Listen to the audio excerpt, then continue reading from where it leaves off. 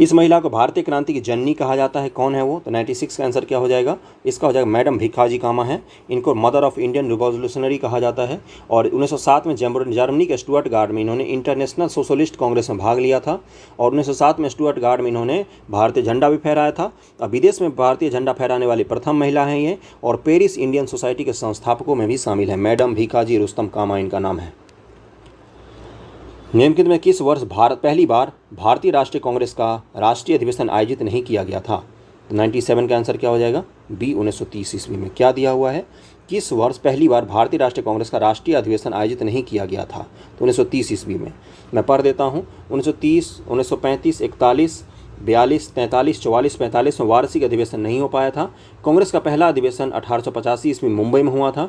और प्रथम महिला अध्यक्ष एनी बेसेंट हैं और प्रथम भारतीय महिला अध्यक्ष सरोजिनी नायडू जी हैं। इसका आंसर क्या हो जाएगा? बी हो जाएगा 1930। रहनुमाई मजदयांसन सभा किस धर्म में सुधार के लिए एक आंदोलन था? तो 98 का आंसर क्या हो जाएगा? पारसी धर्म में सुधार का एक आंदोलन था। निम्नलिखित में किस नेता को वर्ष 1883 में समाचार पत्र में लिखे लेख के कारण न्यायालय की अवमानना के लिए सजा दी गई थी? 1883 की बात कर रहा है बंधुओं, 1883 की। तो 99 का क्या आंसर हो जाएगा? सूर्यनाथ बनर्जी जी को सजा दी गई थी। कलकत्ता उच्च न्यायालय मुकदमा चला था। 2 वर्ष का कारावास की सजा मिली थी। समाचार पत्र इनका बंगाली में लेख को न्यायालय का अवमानना माना गया था। इन्होंने बंगाली एक समाचार पत्र आता था, उसमें इन्होंने लेख लिखा था। ओके। और इन्होंने 1895 और 1902 2 बार कांग्रेस के अध्यक्ष भी रहे हैं Suryanath Banerjee, S N Banerjee. Indian association का स्थापना भी किया था इन्होंने। ब्लू वाटर पॉलिसी को अपनाने वाला प्रथम यूरोपीय देश कौन था? 100 का आंसर क्या हो जाए? पुर्तगालियों ने यह शुरू किया था blue water policy. Okay. Hind महासागर प्रभुत्व स्थापित करना था, मुख्य रूप से यही था। अगला है, निम्नलिखित में किस संधि के बाद फ्रांसीसियों ने अंग्रेजों का विरोध छोड़ दिया था? 101 का आंसर क्या हो जाएगा? पेरिस की संधि के बाद। कब हुई थी ये? तो 1760 में बॉन्डीवास में अंग्रेजों ने फ्रांसीसियों को हराया। 1768 में फ्रांसीसियों एवं अंग्रेजों के मध्य पेरिस की संधि हो गई थी।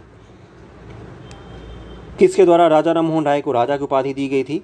तो ये अकबर द्वितीय के द्वारा दी गई थी, अकबर शाह द्वितीय। 102 का आंसर क्या हो जाएगा? बी हो जाएगा। इसी की पेंशन की बात करने राजा राममोहन राय जी लंदन गए थे, जहां पर उनकी मृत्यु हो गई थी। अकबर द्वितीय नाम है इसका। 1857 की क्रांति बैरकपुर छावनी से शुरू हुई थी। 103 का आंसर क्या हो जाएगा? 29 मार्च को।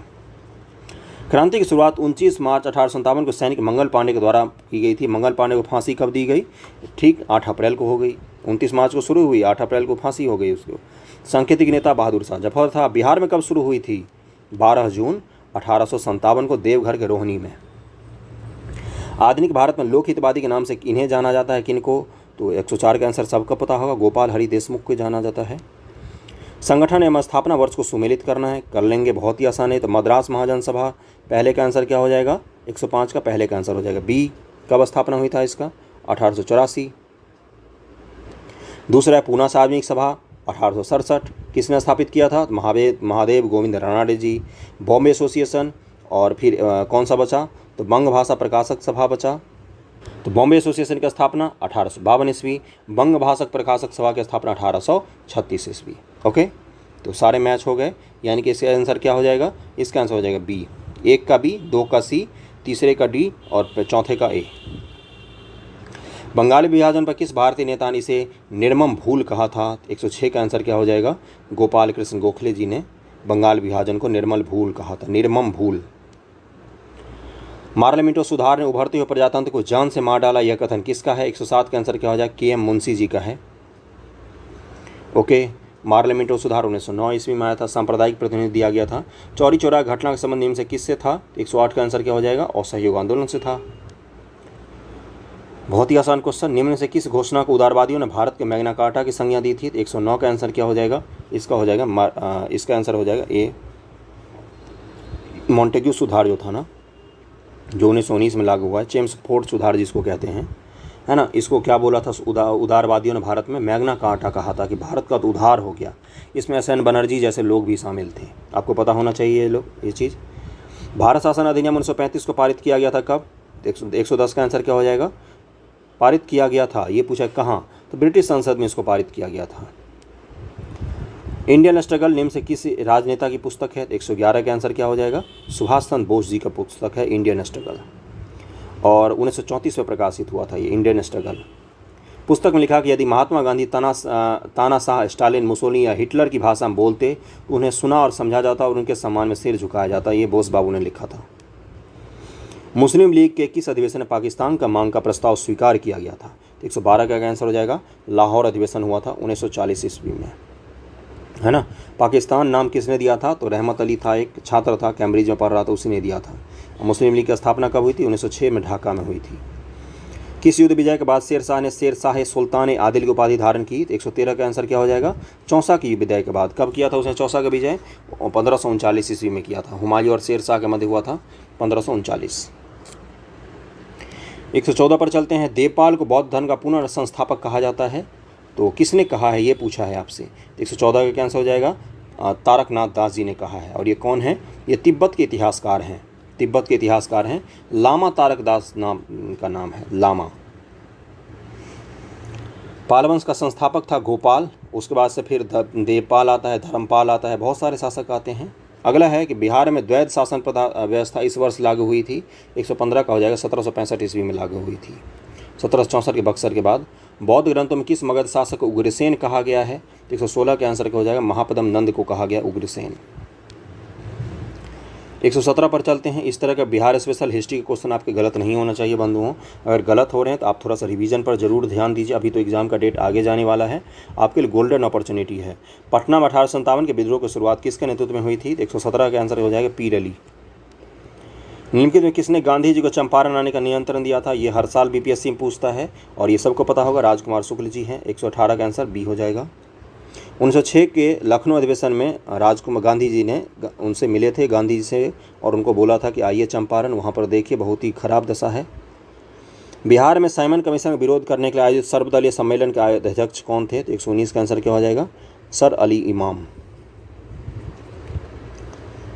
साइमन कमीशन भारत कब आया था? तो 3 फरवरी 1928 को। पटना कब आया था? तो 12 दिसंबर 1928 को। भारत छोड़ो आंदोलन के समय राजेंद्र प्रसाद को कहाँ से गिरफ्तार किया गया था? तो 120 का आंसर क्या हो जाएगा? पटना से गिरफ्तार किया गया था। किस जेल में रखा गया था? तो बांकीपुर जेल में रखा गया था। किस महान नेता को लोकनायक के नाम से भी जाना जाता है? तो 121 का आंसर क्या हो जाएगा? जेपी जी को जाना था, जयप्रकाश नारायण। पहला क्वेश्चन है, निम्न से कौन सा कार्य असहयोग आंदोलन से संबंधित नहीं है? असहयोग आंदोलन से संबंधित नहीं है, तो पहले का क्या आंसर हो जाएगा? इसका आंसर दिया हुआ है ए कि यानी कि विधायिका में प्रवेश करने को गतिरोध करना, ये असहयोग आंदोलन से संबंधित नहीं है। बाकी स्वदेशी प्रचार प्रसार, अवैतनिक पदों से त्याग, सरकारी समारोह का आमंत्रण अस्वीकार करना, ये सब कुछ असहयोग आंदोलन का हिस्सा था। दूसरा है, द बंगाली समाचार पत्र की स्थापना किसने की थी? तो सुरेंद्रनाथ बनर्जी जी ने इसको शुरू किया था, बंगाली समाचार पत्र को। और आनंद मोहन बोस जी ने कौन सा किया था? तो इंडियन नेशनल एसोसिएशन की स्थापना भी की थी, एस.एन. बनर्जी और सुरेंद्रनाथ बनर्जी ने मिलकर। ओके। और बाल गंगाधर तिलक जी का कौन सा था? मराठा। और मराठा जो था वो इंग्लिश भाषा में छपता था। और उसके अलावा एक और था जिसका नाम है केसरी, है ना। और इन्होंने किताब भी लिखी है, गीता रहस्य वगैरह सब। निम्न से किसने कलकत्ता से दिल्ली तक ग्रैंड ट्रंक रोड की मरम्मत करवाई थी? तो इस बनवाया किसने था? तो शेरशाह सूरी ने बनवाया था, है ना। कलकत्ता से दिल्ली तक नहीं था, एक्चुअली में शेरशाह सूरी ने कलकत्ता से इसको पाकिस्तान के लाहौर तक बनवाया था, है ना। तो वो दिल्ली होते हुए जा रही थी और इसकी मरम्मत करवाई थी किस गवर्नर जनरल ने? तो तीसरे का आंसर हो जाएगा ऑकलैंड ने। अगला है कि महात्मा गांधी के राजनीतिक गुरु कौन थे? गोपाल कृष्ण गोखले जी थे। और सुभाष चंद्र बोस के राजनीतिक गुरु कौन थे? है ना, सुभाष बोस जो थे उनके राजनीतिक गुरु कौन थे? तो ये पूछा है आपसे। अगर मैं पूछूं तो बताओ आप, सुभाष बोस के राजनीतिक गुरु कौन थे? C.R. दास। उनका क्या नाम था? C.R. दास। लियो टॉल्स्टॉय जो थे ना, इनकी किताब है war and peace, war and peace, है ना। और युद्ध और शांति, इसके किताब से बहुत ज़्यादा प्रभावित थे महात्मा गांधी जी, लेकिन उनके गुरु थे गोपाल कृष्ण गोखले जी। काकोरी कांड मुकदमे का सामना किसने नहीं किया था? इसका आंसर क्या हो जाएगा? 5 का आंसर हो जाएगा सी, चंद्रशेखर आज़ाद जी। ये कभी पकड़े नहीं गए, इसलिए इन्होंने सामना नहीं किया था। अगला है, भारत की स्वतंत्रता के समय भारतीय राष्ट्रीय कांग्रेस के अध्यक्ष कौन थे? तो छठे का क्या आंसर हो जाएगा? आचार्य कृपलानी जी उस समय भारतीय राष्ट्रीय कांग्रेस के अध्यक्ष थे। अगला मैच करना है, fort William college, Calcutta Madrasa, Banaras Sanskrit college और बेथून स्कूल 1849 ईस्वी। इसमें पूछा है कि कौन सा सुमेलित नहीं है, ये पूछा है आपसे, इसको मैं बता देता हूँ। वॉरेन हेस्टिंग्स के सामने कौन सा हो जाएगा? कलकत्ता मदरसा, तो ये भी सही है। उसके बाद से क्या हो जाएगा, 1791 में जोनाथन डंकन के प्रयासों से बनारस में संस्कृत कॉलेज की स्थापना हुई, तो ये भी सही है। उसके बाद से 1800 ईस्वी में लॉर्ड वेलेजली ने फोर्ट विलियम का स्थापना की थी कलकत्ता में। क्यों की थी? सिविल सेवकों के परीक्षण के लिए, जो अभी मसूरी में है ना, वो उस समय कलकत्ता में हुआ करता था। उसके बाद से बेथून कॉलेज की स्थापना किसने की थी? तो जेईडी ने ही की थी, जेईडी बेथून जी ने ही 1849 ईस्वी में किया था। ये सारे ही सही मैच हैं। स्वराज पार्टी की स्थापना किसने की थी? तो 8 का कैंसर हो जाएगा, 8 कैंसर हो जाएगा ई। किसने? चित्तरंजन दास और मोतीलाल नेहरू जी का नाम आता है। और सहयोग आंदोलन का जब गांधी जी ने अचानक से रोक दिया था, उसके बाद इन्होंने स्थापना किया था। अगला है, कांग्रेस के किस अधिवेशन में एक राष्ट्रीय नियोजन समिति का गठन किया गया था? राष्ट्रीय नियोजन समिति की बात कर रहा है, नेशनल प्लानिंग कमीशन की बात कर रहा है, कमेटी की। तो 9 का क्या आंसर हो जाएगा? हरिपुरा अधिवेशन में इसका गठन किया गया था 1938 ईस्वी, 1938 ईस्वी में।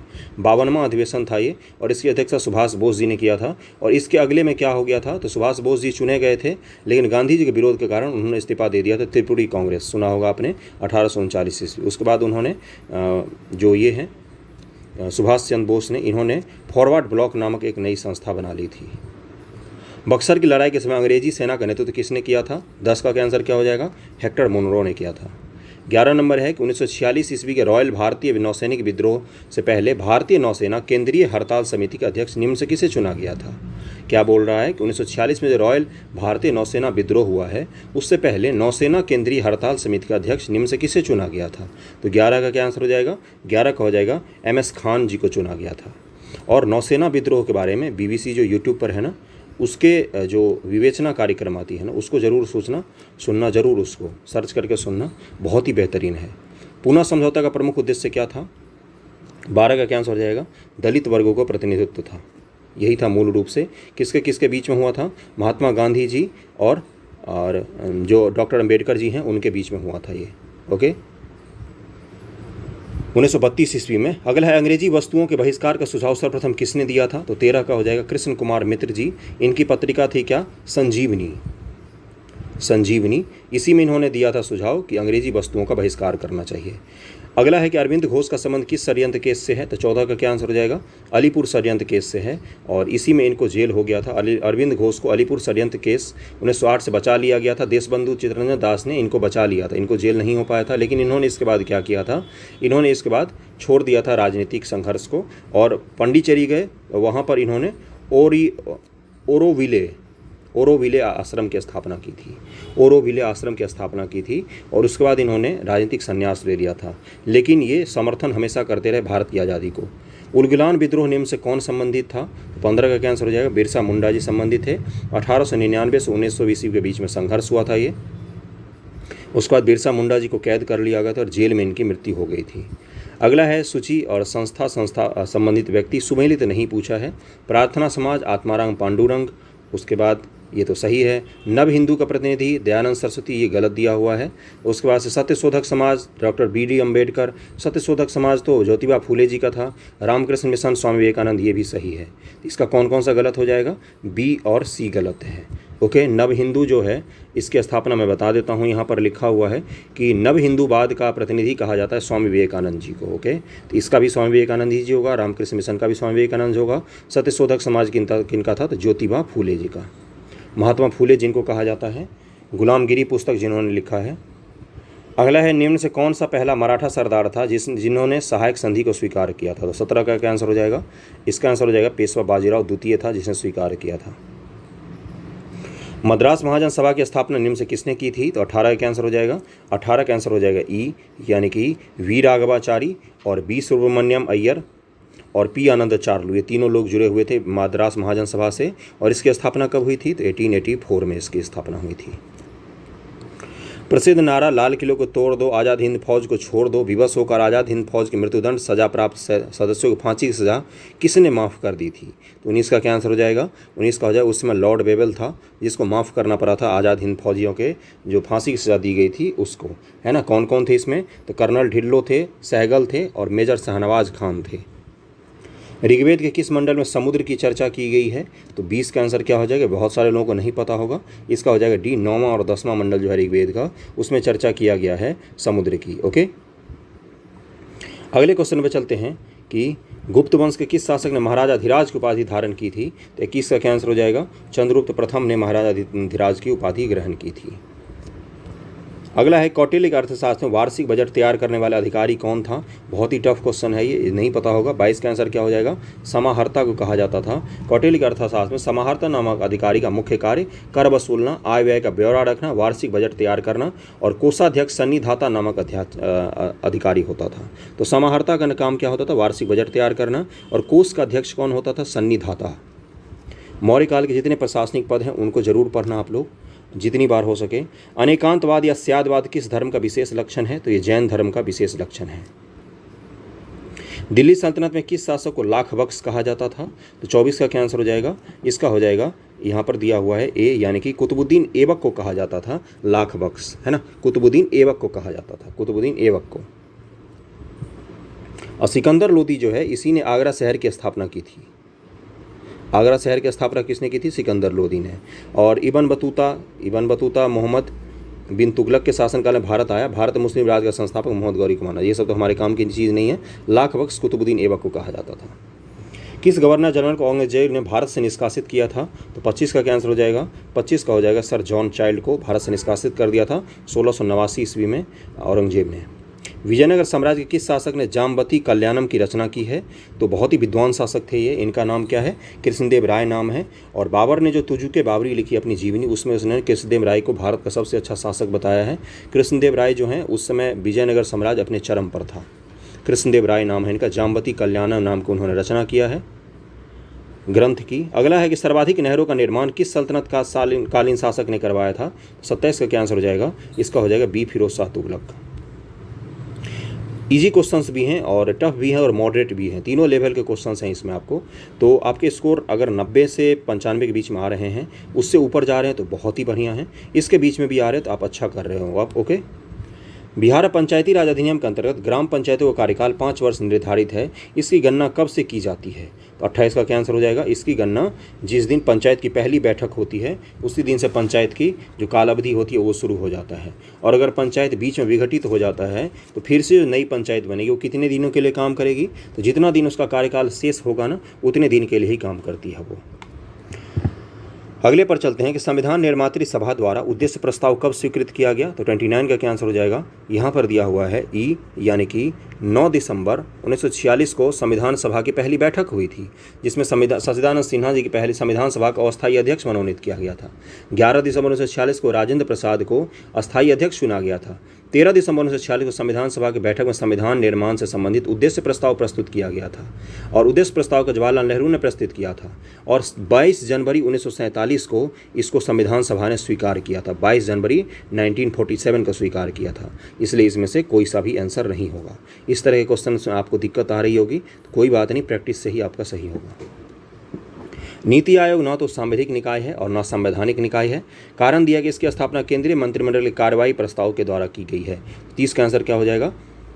बिल्कुल सही है, दोनों ही कथन सही और व्याख्या भी हैं।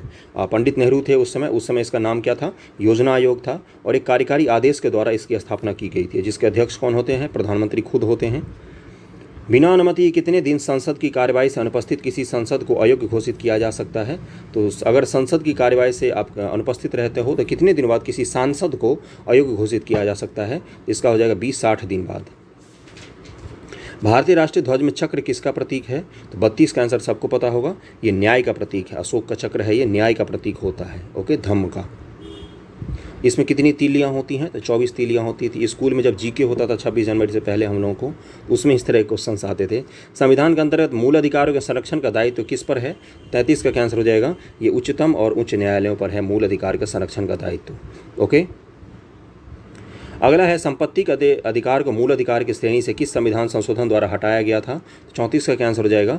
इसका हो जाएगा ई, यानी कि इसमें दिया हुआ है कि 44वें संविधान संशोधन 1978 द्वारा 1978 द्वारा संपत्ति के अधिकार को मूल अधिकार की श्रेणी से हटा दिया गया।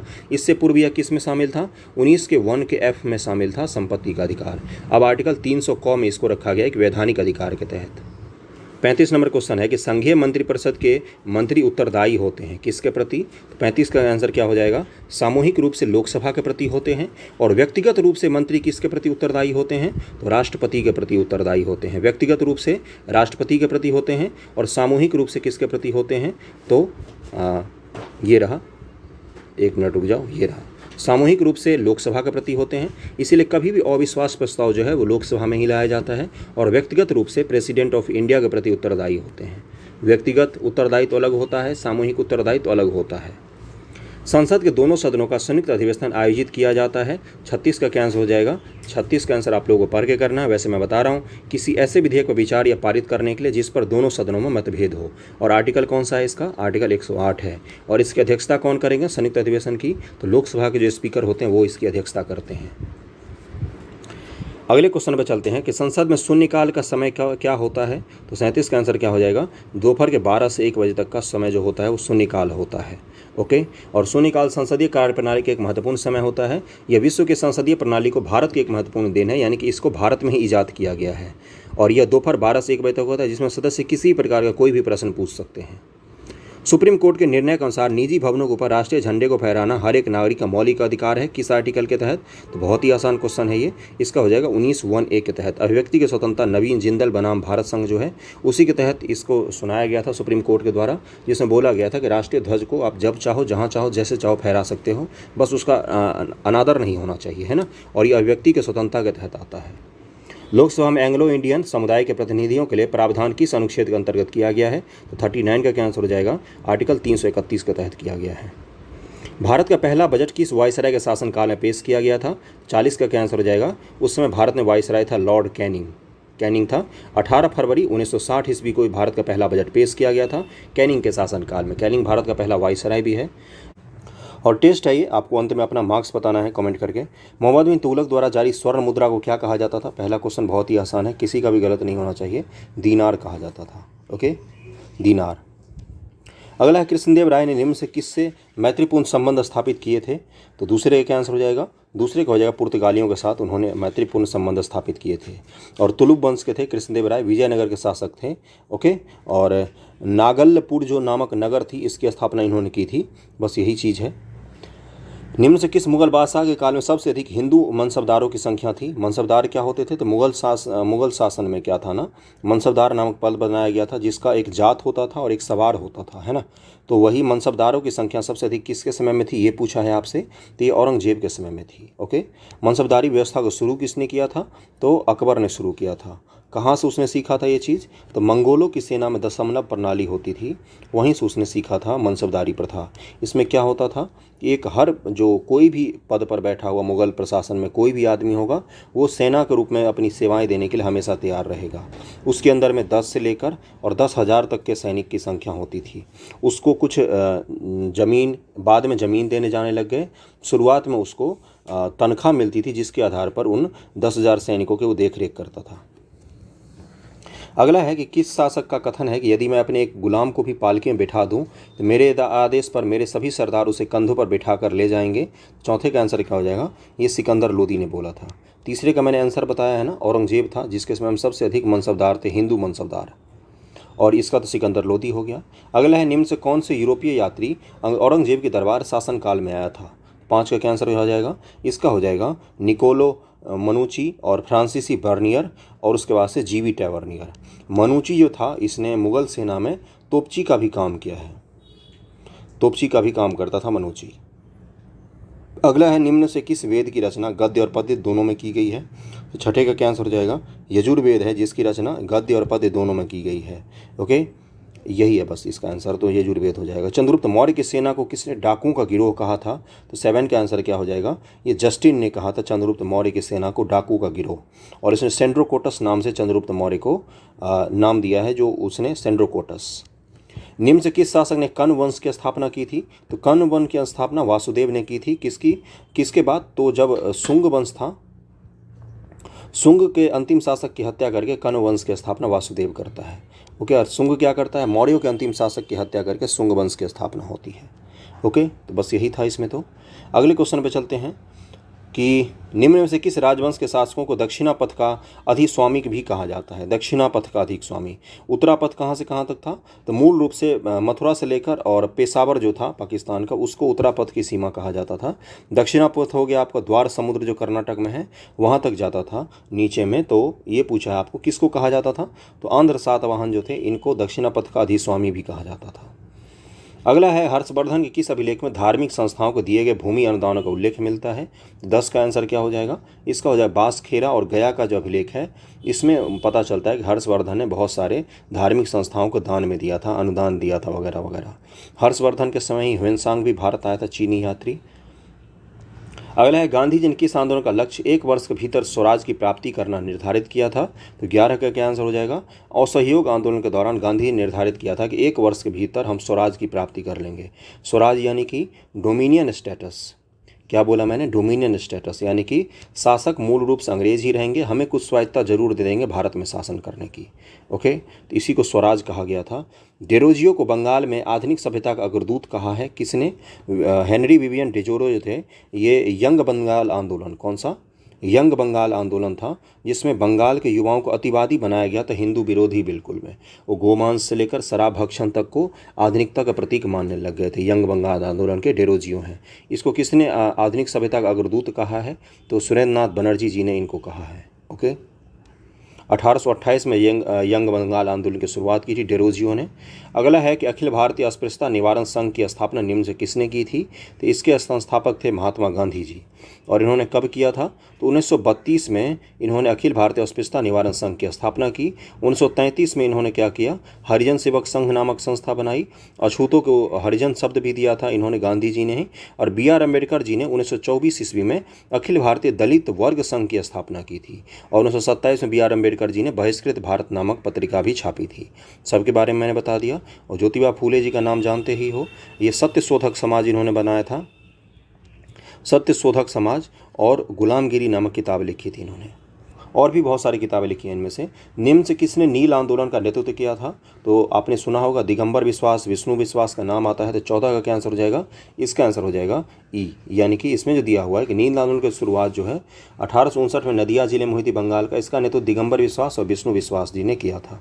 कब हुआ था ये? 1859 ईस्वी में हुआ था। ओके, देखो 1857 का जो विद्रोह है ना, इससे ठीक पहले कौन सा होगा? 1856 ईस्वी में तो संथाल विद्रोह हुआ था। और 1859 ईस्वी में कौन सा होगा?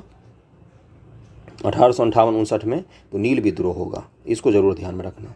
यहाँ पर विद्रोह दिया हुआ है, उनको किस स्थान पर कौन सा विद्रोह हुआ ये आपको मैच करना है। ओके, प्रभावित क्षेत्र आपको बताना है।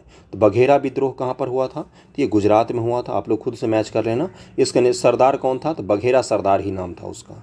अगला है रंपा विद्रोह। तो रंपा विद्रोह आंध्र प्रदेश में हुआ था और अल्लारी सीताराम राजू जो है वो इससे संबंधित था। तो रंपा का आंध्र प्रदेश हो जाएगा, अल्लारी सीताराम राजू। खोंड और तथा सवार विद्रोह, तो ये कहाँ पर हुआ था? तो ये उड़ीसा में हुआ था। उड़ीसा में हुआ था खोंड विद्रोह और इसका नेता था चक्र बिश्नोई व राधा कृष्ण दंड सेन। ओके, ध्यान जरूर रखना इनके नाम, पीडीएफ में आपको मिल जाएगा। पीडीएफ आपको कल मिलेगा। अगला है मुंडा। मुंडा विद्रोह का कौन था? तो ये मुंडा कहाँ पर हुआ था? ये झारखंड में रांची के इलाकों में हुआ था और बिरसा मुंडा इसके नेता थे। रामोसी विद्रोह, ये कृषक विद्रोह था। रामोसी कहाँ पर हुआ था? महाराष्ट्र में, पश्चिमी घाट में। और चित्रा सिंह और नरसिंह जो थे वो इसके नेता थे। तो इस सबका मैच है, यहाँ पर आपको पता चल गया होगा। मैंने सबके नेता का भी नाम बताए हैं, इसी हिसाब से इसको मैच कर लेना। 15 का आंसर वैसे बी दिया हुआ है। अगले क्वेश्चन पर चलते हैं। राजकीय विकेंद्रीकरण के लिए किसकी अध्यक्षता में शाही आयोग का गठन 1907 में किया गया था? राजकीय विकेंद्रीकरण के लिए पूछ रहा है। तो CEH हॉब्स हाउस जो है इसी की स्थापना की गई। तो बहुत ही बेहतरीन क्वेश्चन है। ये गलत हो जाए तो कोई बात नहीं, आप सीख तो जाओगे ना। स्थानीय स्वशासित संख्या की जांच के लिए 1907 में CEH हब हाउस की अध्यक्षता में राजकीय विकेंद्रीकरण आयोग या शाही आयोग का गठन किया गया था। आयोग ने 1909 में अपनी रिपोर्ट प्रस्तुत की और लॉर्ड हार्डिंग ने 1915 में अपनी शासकीय रिपोर्ट में स्थानीय शासन को मजबूत बनाने का प्रयास किया था। अंग्रेजों ने जलमार्ग खोज हेतु सिंध में सर्वप्रथम किसे भेजा गया था? सिंध में, सिंध जो प्रदेश है अभी पाकिस्तान में है, चला गया। तो वहाँ पर जलमार्ग की खोज के लिए किसको भेजा गया था? 17 का आंसर हो जाएगा सी, अलेक्जेंडर बर्न्स को भेजा गया था 1831 ईस्वी में। हिंदुस्तान रिपब्लिकन एसोसिएशन नामक क्रांतिकारी संगठन की स्थापना किसने की थी? HRA नाम है ना। इसकी स्थापना किसने की थी? तो 18 का क्या आंसर हो जाएगा? 18 का हो जाएगा बी सचिंद्रनाथ सान्याल जी ने मुख्य रूप से किया था। और इनकी पुस्तक भी है बंदी जीवन सचिंद्रनाथ सान्याल जी का। ओके, राम प्रसाद बिस्मिल वगैरह संस्थापक नहीं थे, ये इसके सदस्य में आते हैं। ओके, आगे बढ़ते हैं। इसके बाद मूल रूप से इसका आंसर बी ही होगा, सत्यनारायण सान्याल ही होगा HRA के संस्थापक में। चौरी चौरा कांड के अभियुक्तों का मुकदमा लड़ा था किसने? चौरी चौरा का जो कांड हुआ था असहयोग आंदोलन के दौरान, उसका मुकदमा किसने लड़ा था ये पूछा है आपसे। तो मदन मोहन मालवीय जी ने लड़ा था चौरी चौरा कांड के जिन लोगों ने पुलिस वालों को मार दिया था उनकी तरफ से मुकदमा। अक्टूबर 1943 सुभाष चंद्र बोस ने स्वतंत्र भारत की अस्थायी सरकार का गठन कहाँ पर किया था? अक्टूबर 1943 1943 की बात कर रहा है। तो 20 का आंसर क्या हो जाएगा? सिंगापुर में इन्होंने अपनी सरकार की स्थापना की थी। रॉबर्ट क्लाइव के संदर्भ में कौन सा कथन असत्य है? तो 21 का आंसर क्या हो जाएगा? इसके बारे में दिया हुआ है कि बंगाल का प्रथम गवर्नर जनरल रॉबर्ट क्लाइव था। ओके, अगला है क्लाइव ने इंग्लैंड जाकर आत्महत्या कर ली। क्लाइव ने शासनकाल के समय द्वैध शासन आरंभ किया। 1757 में क्लाइव ने प्लासी के युद्ध में विजय प्राप्त की। और उपयुक्त में से कोई नहीं, उपयुक्त में से एक से ज़्यादा सही है। तो अगर देखो यहाँ पर तो इस बुक में तो इसका आंसर दिया है ई कि यानी कि सारे ही सत्य हैं। लेकिन यहाँ पर देखो एक शब्द है कि यहाँ पर गवर्नर जनरल लिख दिया है। गवर्नर जनरल नहीं था बंगाल का, ये बंगाल का गवर्नर बना था। पहला गवर्नर जनरल जो बना था ना, वॉरेन हेस्टिंग्स बना था, है ना। वॉरेन हेस्टिंग्स जो था वो पहला गवर्नर जनरल बना था बंगाल का। तो पहला इसका गलत हो जाएगा, बाकी तीनों ही सही है। ओके, अगला है भारत को तलवार के बल पर विजित किया गया और तलवार के बल पर ही इसकी रक्षा की जाएगी, यह कथन किस वायसराय का है? तो 22 का क्या आंसर हो जाएगा? लॉर्ड एल्गिन द्वितीय ने यह कथन दिया था। ओके, एल्गिन द्वितीय कब से कब तक रहा था? 1894 से 1899 तक वो भारत में वायसराय रहा था। बॉम्बे क्रॉनिकल समाचार पत्र का संबंध निम्न से किस भारतीय नेता से है? तो 23 का क्या आंसर हो जाएगा? इसका संबंध फिरोज शाह मेहता से है, फिरोज शाह मेहता। ओके, और मैं और कुछ बता दूं, यंग इंडिया महात्मा गांधी है, न्यू इंडिया एनी बेसेंट है, इंडिपेंडेंस के मोतीलाल नेहरू थे संपादक, बंगाली सुरेंद्रनाथ बनर्जी, अल हिलाल अबुल कलाम आज़ाद, जस्टिस के TM नायर थे। बहुत सारे बता दिए मैंने। आधुनिक भारत में हिंदू धर्म, समाज या राजनीति में चाहे कोई भी क्षेत्र हो, उसने सुधार लाने का सूत्र प्राप्त किया है। राजा राम मोहन राय या ब्रह्म समाज के संबंध में यह कथन किसका है? 24 का आंसर क्या हो जाएगा? ये कथन दिया था HCE जकारिया जी ने। ओके, इन्होंने भारत के पुनर्जागरण का जनक कहा था राजा राम मोहन राय जी को। 25 नंबर क्वेश्चन पर चलते हैं कि यंग बंगाल आंदोलन के संस्थापक कौन थे? अभी मैंने बताया हेनरी विवियन डिरोजियो जी थे। भारत छोड़ो आंदोलन के संदर्भ में किसने भाषण में जनता से गोली खाने और तोप का सामना करने के लिए तैयार रहने का आह्वान किया था भारत छोड़ो आंदोलन के दौरान? तो 26 का आंसर क्या हो जाएगा? 26 का आंसर इस बुक में दिया हुआ है, D राजेंद्र प्रसाद जी ने ये चीज़ बोला था। 27 नंबर क्वेश्चन पर चलते हैं कि पहला मुगल बादशाह जिसका राज्याभिषेक पटना में हुआ था, 27 का क्या आंसर हो जाएगा? फर्रुखसियर था, जिसका 1713 ईस्वी में पटना में राज्याभिषेक किया गया था। ओके, और बस यही थे, इसमें तो और कोई फर्क तो है नहीं। दारुल अदल मस्जिद का निर्माण पटना के खाजे कला में फर्रुखसियर नहीं करवाया था। कौन सी मस्जिद? तो दारुल अदल मस्जिद का निर्माण फर्रुखसियर ने पटना में करवाया था। निम्न से कौन सा सत्य है? मुगल प्रांत बनने के बाद बिहार का गवर्नर मुनीम खान बना। बिहार को 1580 में मुगल साम्राज्य का प्रांत का दर्जा दिया गया। प्रांत का दर्जा अकबर ने दिया था। इसका आंसर हो जाएगा कि तीनों ही कथन सही है। ओके, अगले क्वेश्चन पर चलते हैं। शेर शाह ने पटना को पुनः बिहार की राजधानी कब बनाया? तो 29 का क्या आंसर हो जाएगा? 1541 ईस्वी में। अगला है जीवक किस शासक का राज्य वैध था? 30 का आंसर क्या हो जाएगा? C बिंबसार का। सुत्त पिटक विनय पिटक में बुद्ध के उपदेशों का संकलन कब किया गया? 31 का आंसर क्या हो जाएगा? प्रथम बौद्ध संगति में किया गया था। और किसके शासनकाल में हुआ था? तो अजातशत्रु था। ओके, और कहाँ पर हुआ था? तो राजगिरी के सप्तपर्णी गुफा में 483 ईस्वी में हुआ था। इस संगति में महात्मा बुद्ध के उपदेशों का संकलन सुत्त पिटक और विनय पिटक में किया गया। विनय पिटक क्या है? बौद्ध जो संघ होते हैं ना, उनका नियमावली है ना, नियम वगैरह है, विनय नियम, इसको ऐसे याद रखना। ओके, और पहले जो बौद्ध सम्मेलन है उसके अध्यक्ष कौन थे? तो महाकश्यप थे। भारत छोड़ो आंदोलन के दौरान पटना में सचिवालय पर गोलीकांड के दौरान किस छात्र ने भारतीय झंडा फहरा दिया था? 32 का आंसर हो जाएगा, उनका नाम था रामकृष्ण सिंह।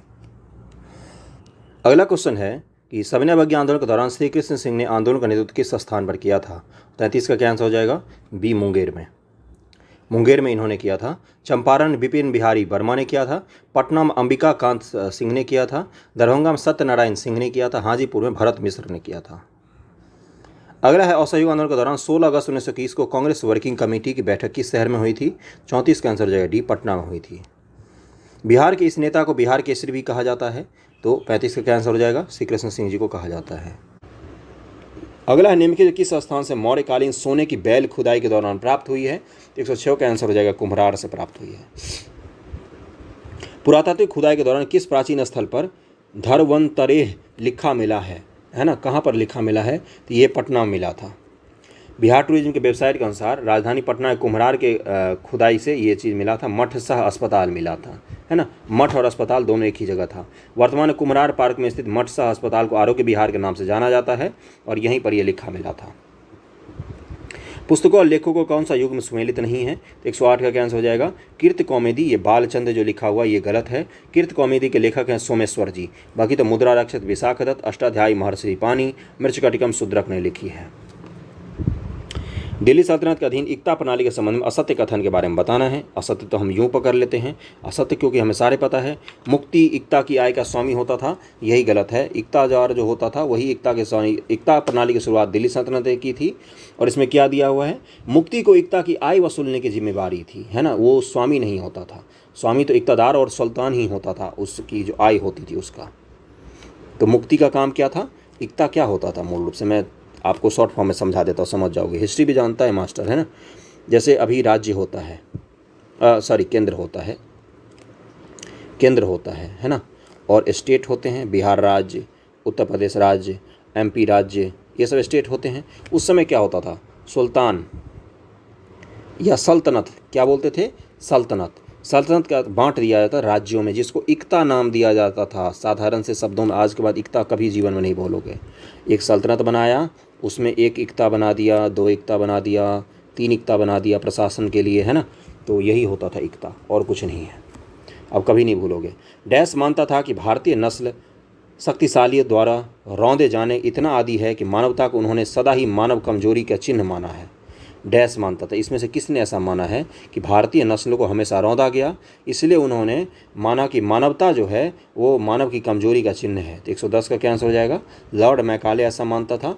और लॉर्ड मैकाले कहाँ गए भाई? मैकाले भाई ए में है। लॉर्ड मैकाले मानता था और ये बड़ा ही उपनिवेशिक मानसिकता का इंसान था, भारतीयों को बड़ा ही हीन मानता था। खैर छोड़ो, इसके बारे में क्या बात करना। 111 भारतीय राष्ट्रीय कांग्रेस के किस अधिवेशन ने सर्वप्रथम धन के निष्कासन सिद्धांत को स्वीकार किया था? धन के निष्कासन का सिद्धांत किसने दिया था? तो दादा भाई Nehru, grand old man of India, इनको कहा जाता है भारतीय स्वतंत्रता संग्राम का भीष्म पितामह।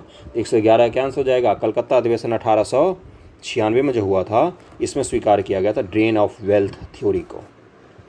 कांग्रेस सोशलिस्ट पार्टी की स्थापना कहाँ पर हुई थी? ये किसी का भी बीपीएससी वाले गलत नहीं होना चाहिए, नहीं तो फिर देख लेना। पटना में इसकी स्थापना हुई थी 1934 में। महासचिव थे जयप्रकाश नारायण, अध्यक्ष थे आचार्य नरेंद्र देव, और अन्य सदस्यों के नाम मैं पढ़ रहा हूँ, एक एक नाम को नोट करके रख लेना।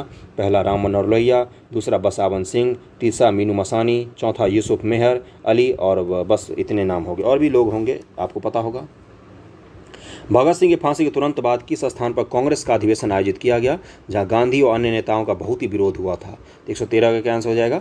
कराची में अधिवेशन हुआ था 1931 में, और वहां पर क्या हुआ था? अब सरदार पटेल जी उसकी अध्यक्षता कर रहे थे। ओके, वहीं पर गांधी जी ने क्या डायलॉग मारा था कि गांधी मर सकता है, गांधीवाद नहीं मर सकता। पूना समझौता पर किन दो नेताओं ने हस्ताक्षर किए थे?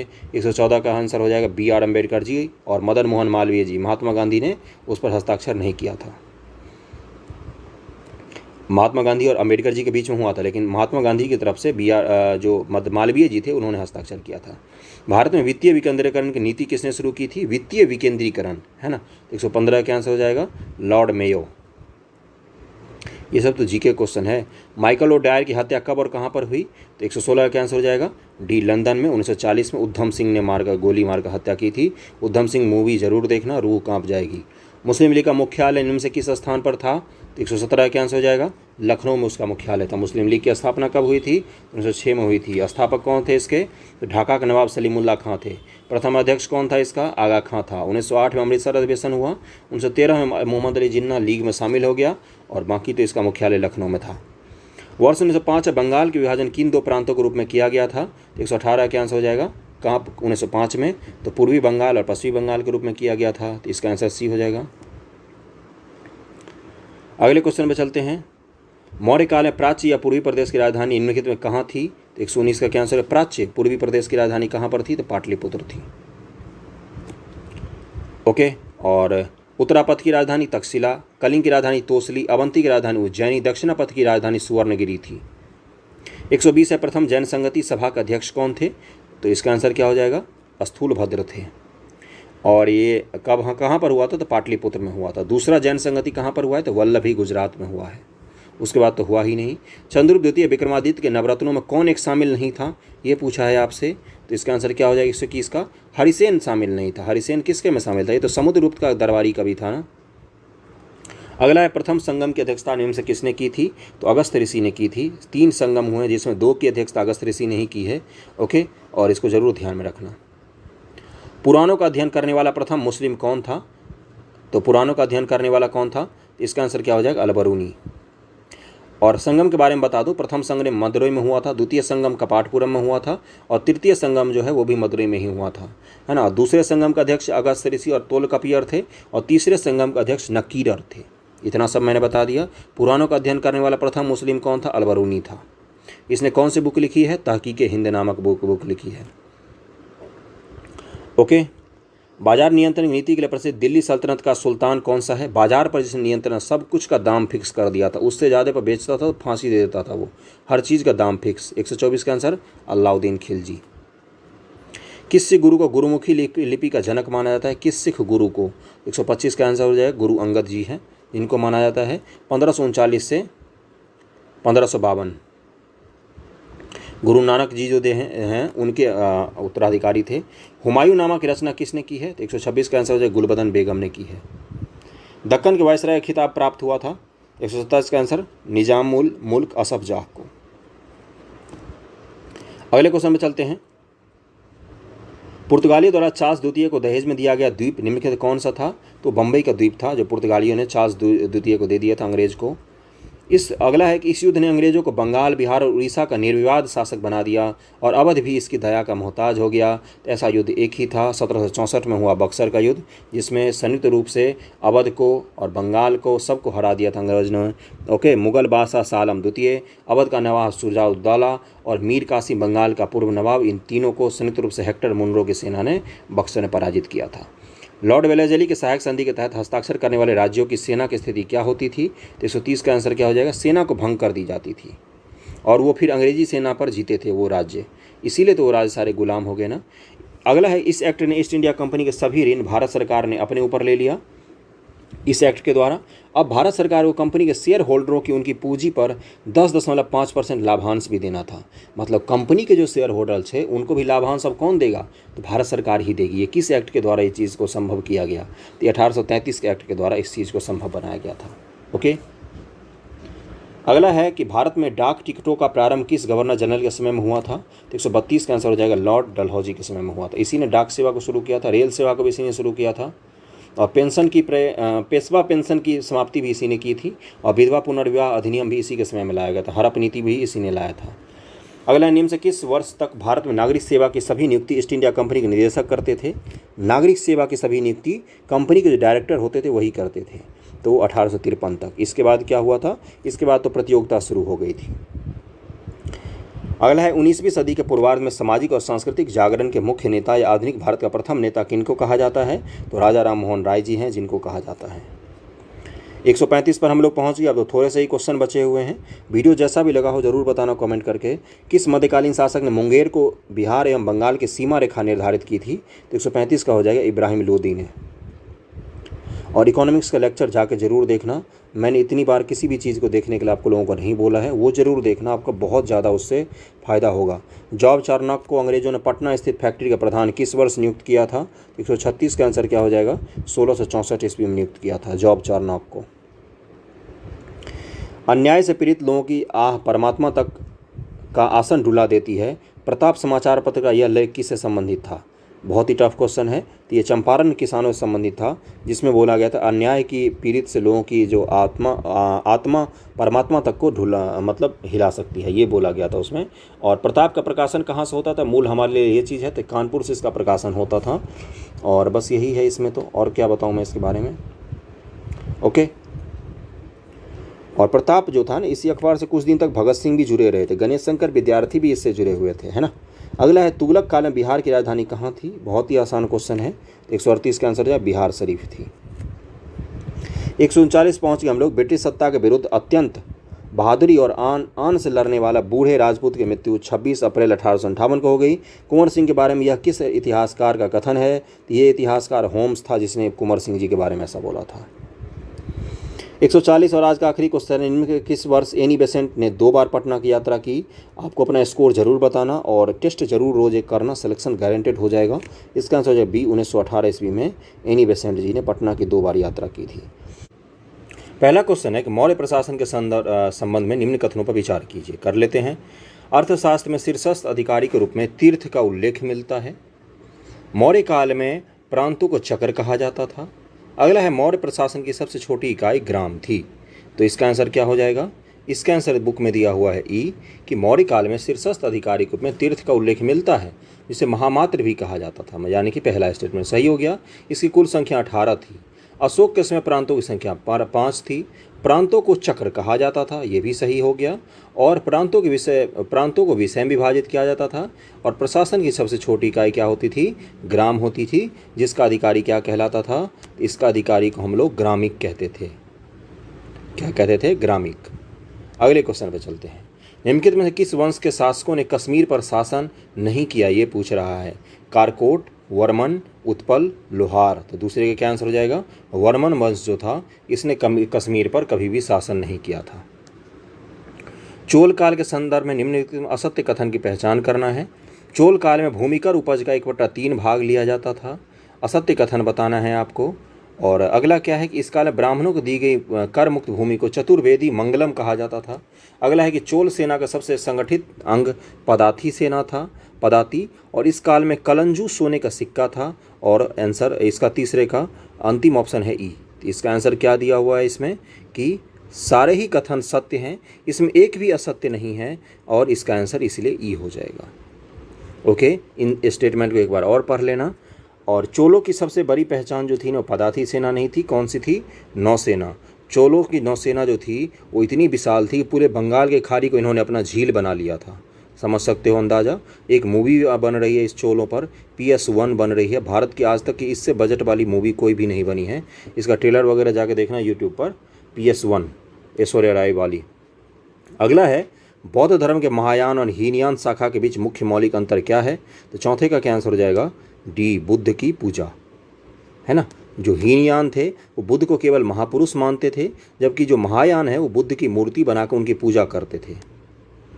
अगला है मगध, वत्स, अवंती और कौशल। इनको मैच करना है आपको। चलो कर लेते हैं। तो सबसे पहले क्या हो जाएगा कि मगध का शासक कौन था, तो मगध का तो अजातशत्रु हो जाएगा। उसके बाद क्या है, तो वत्स का शासक कौन था, तो उदयन। अवंती का शासक कौन था, तो अवंती का चंद्रप्रद्योत, अवंती का चंद्रप्रद्योत है ना। अवंती का चंद्रप्रद्योत हो गया। मगध का अजातशत्रु हो गया। वत्स का उदयन हो गया। अवंती का चंद्रप्रद्योत हो गया। और कौशल का कौन था, तो कौशल का प्रसेनजीत था।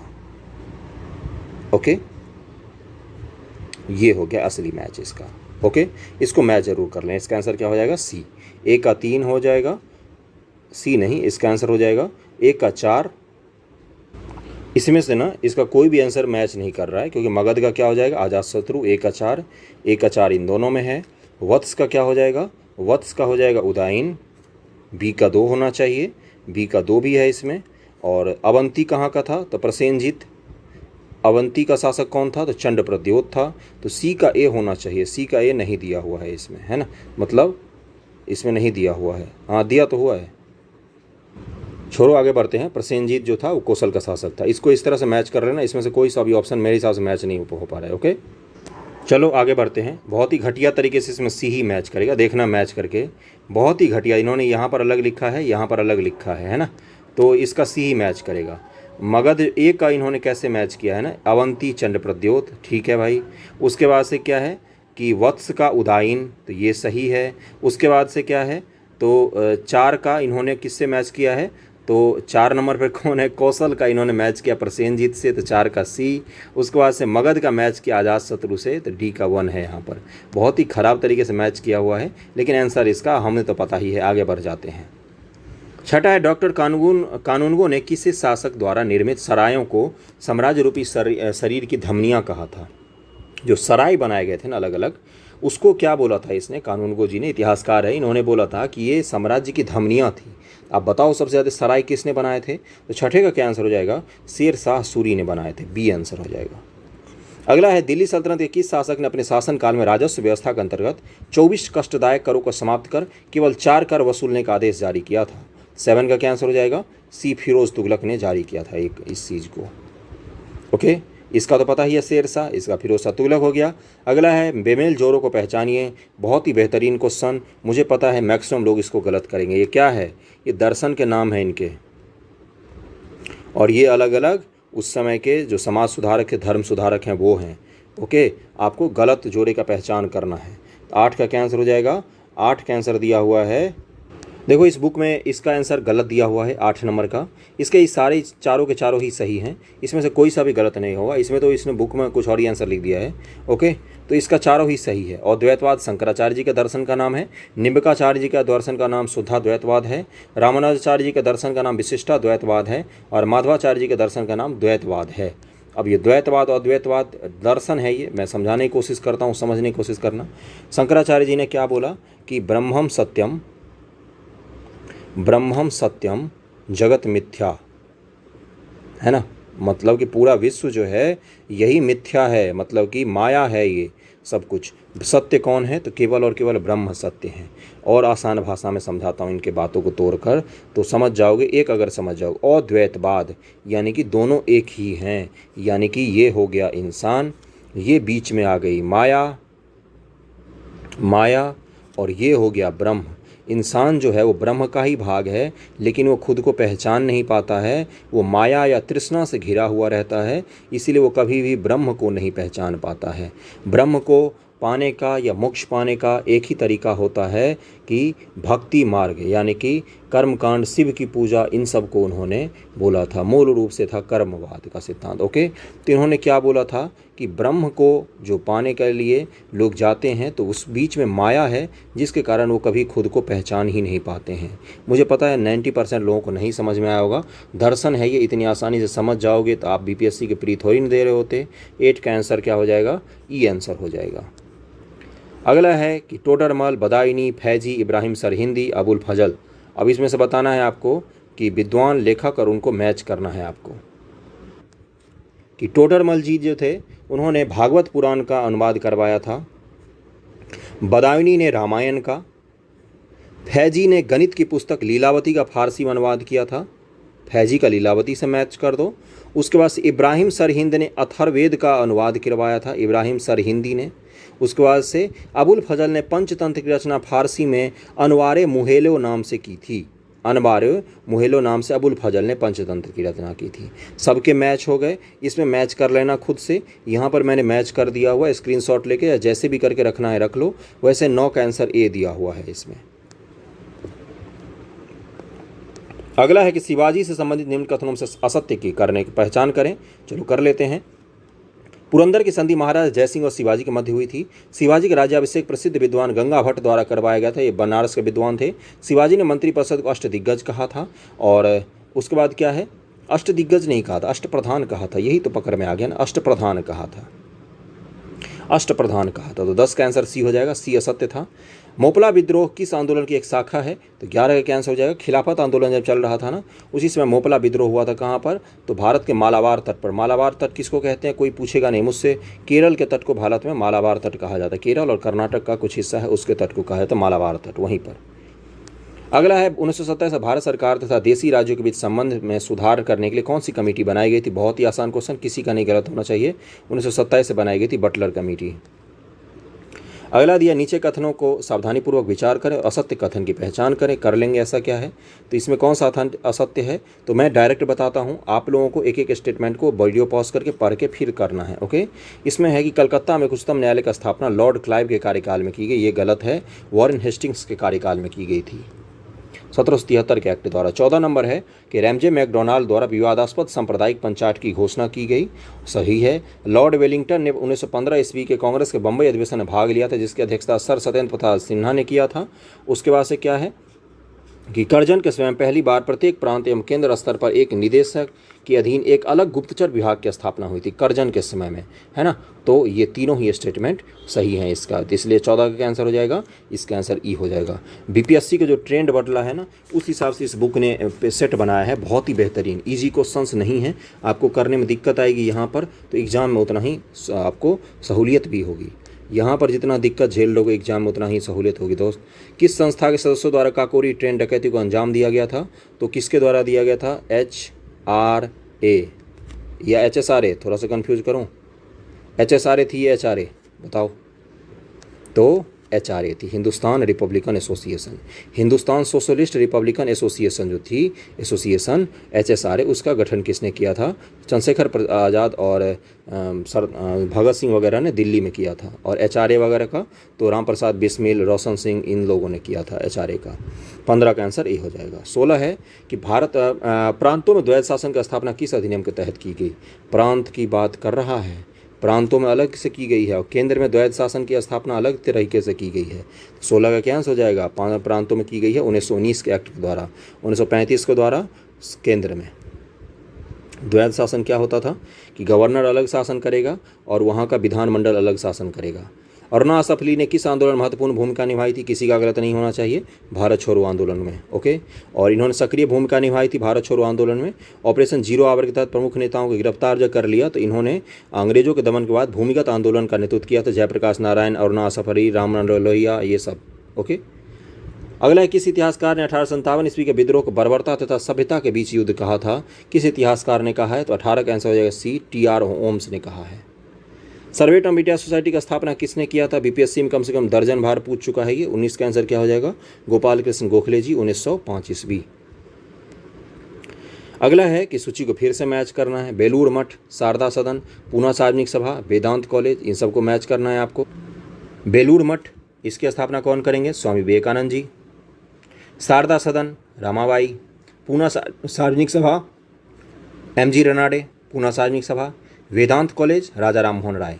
सबके मैंने मैच कर दिए। बेलूर मठ, स्वामी विवेकानंद जी। शारदा सदन, रमाबाई। पूना सार्वजनिक सभा, MG रनाडे।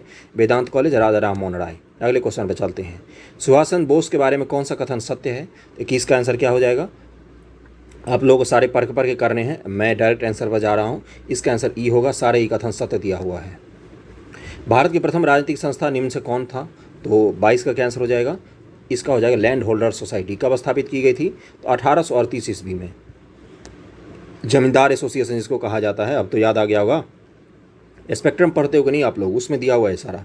कांग्रेस की स्थापना से पूर्व निम्न से किस संस्था को अखिल भारतीय स्तर का दर्जा प्राप्त था? अब कांग्रेस की स्थापना के पूर्व पूछ रहा है। तो इंडियन एसोसिएशन, सूर्यनाथ बनर्जी और आनंद मोहन बोस जी ने 1876 ईस्वी में इसकी स्थापना की थी और ये ऑल ओवर इंडिया लेवल की संस्था थी एक। अगला है, किस भारतीय ने लिखा कि एओ ह्यूम स्वतंत्रता के पुजारी थे और उनका हृदय भारत की दुर्दशा पर रोता था? 24 का आंसर हो जाएगा, लाला लाजपत राय जी ने ऐसा लिखा था उनके लिए।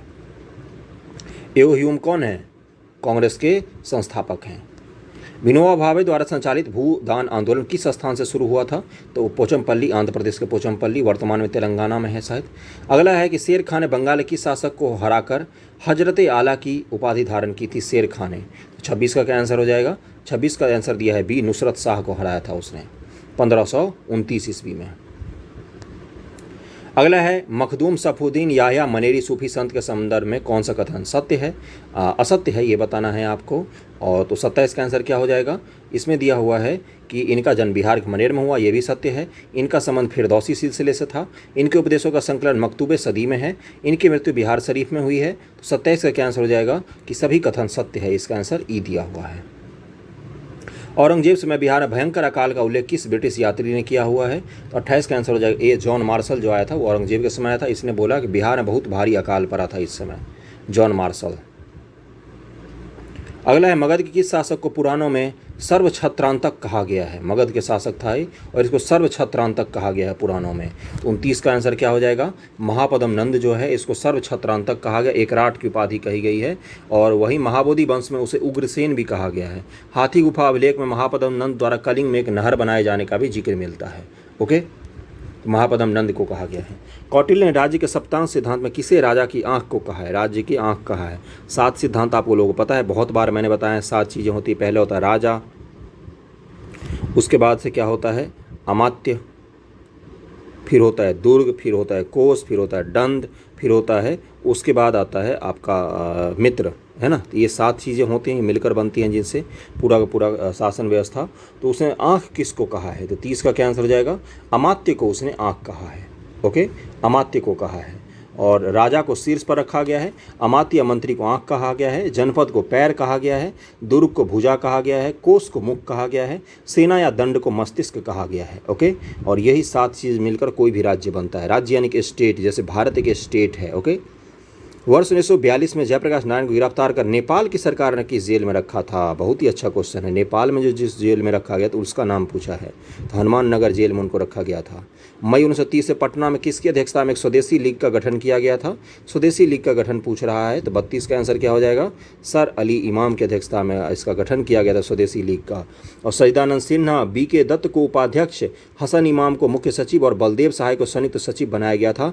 नोट डाउन करके नोट में रख के या दीवार पर चिपका कर रख लें, इनमें से कोई सा भी नाम आ जाता है। मैं रिपीट कर रहा हूँ, सच्चिदानंद सिन्हा एवं BK दत्त को उपाध्यक्ष, हसन इमाम को मुख्य सचिव और बलदेव सहाय को संयुक्त सचिव बनाया गया था। PDF में भी आपको ये सारा नाम मिल जाएगा। तो 32 का आंसर क्या हो जाएगा? C। अगले पर चलते हैं। कुंवर सिंह ने चंपारण एसोसिएशन समिति में कुल कितने सदस्य थे? ये तो हर बार ही पूछता है। तो 6 सदस्य थे। 6 सदस्य थे। इनके सदस्यों महात्मा गांधी, LC आदामी, राजा हरिप्रसाद, नारायण सिंह, DJ रीड एवं G रैनी थे। अगला, कुंवर सिंह ने अपने अंतिम युद्धों निम्न से किस ब्रिटिश अधिकारी को पराजित किया था? 34 का आंसर हो जाएगा, कैप्टन ली ग्रांट को पराजित किया था। जगदीशपुर जब वो लौट के आ रहे थे तो कैप्टन ली ग्रांट को उन्होंने पराजित किया था। और अगला है कि बारदोली विजय संदेश किसकी रचना है? बारदोली विजय संदेश किसकी रचना है? तो 35 का आंसर हो जाएगा, रामधारी सिंह दिनकर जी की रचना है ये बारदोली विजय संदेश। बहुत ही बेहतरीन क्वेश्चन हैं।